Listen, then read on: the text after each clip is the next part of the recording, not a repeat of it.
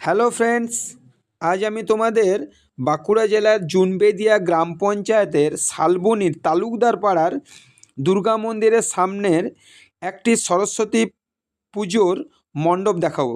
এই যে আসতে দেখাচ্ছি, দেখে নাও।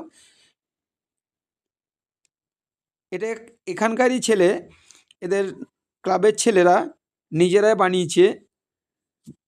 এদের বিশেষ করে যাদের নামগুলো না বললেই নয়: সুমন ঘোষ, রমেন ঘোষ, সৌভিক ঘোষ, রুদ্র ঘোষ, কৌশিক ঘোষ এবং সায়ন ঘোষের তত্ত্বাবধানে এটি তৈরি হচ্ছে।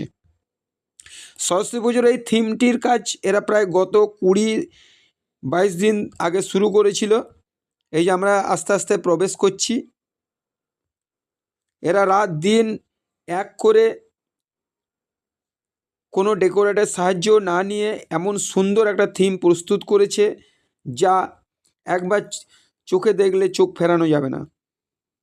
এই যে আস্তে আস্তে আমরা প্রবেশ করছি, তাই সকলকেই বলি অন্তত একবার শালবনির তালুকদার পাড়ার এই পুজো মণ্ডপটা এসে যেন দেখে যায়, কারণ তাতে এদের অক্লান্ত যে পরিশ্রম সেটা অন্তত সার্থক হবে।